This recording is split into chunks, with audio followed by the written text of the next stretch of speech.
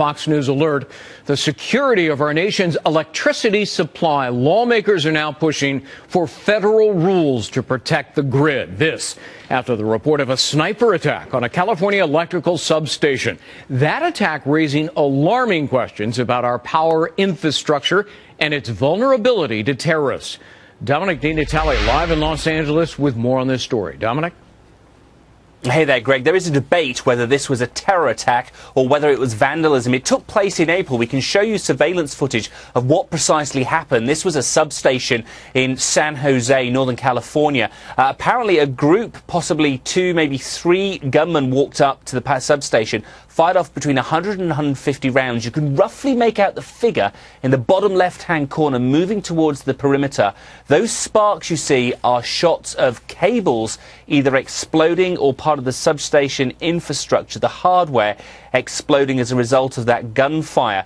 Now, we'd heard from the chairman of the Federal Energy Regulator Commission, John Wellinghoff, this past week, saying that he thought it was terrorism executed by a well-trained individual or individuals, perhaps a test run for a larger attack.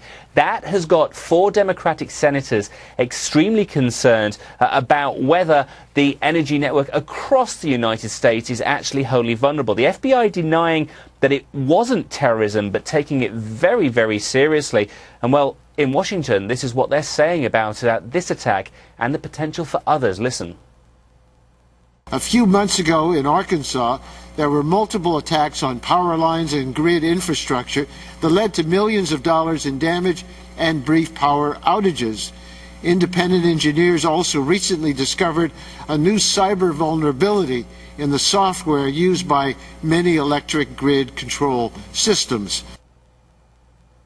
So incidents like that collectively worrying Washington, and these 4 senators writing a letter to regulators in the United States saying they wanted urgent action to defend the grid. This is the statement, this is the letter and a statement that they actually put out Friday, saying while it appears that many utilities have a firm grasp on the problem, we simply don't know if there are substantial numbers of utilities or others that may have not taken adequate measures to protect against and minimize the harm from a physical attack. Well, the utility affected up in San Jose, PG&E, says it is taking what it describes as aggressive measures to protect the grid there. It's not giving details of precisely what it's doing. It doesn't want to reveal any further vulnerabilities or perhaps those who would want to attack exploit that knowledge at all. But they say that if there is any physical damage to substations, they do have technology that can route the energy around the grid and so that the power doesn't go out. But it is scrambling, as are other utilities across the country, Greg,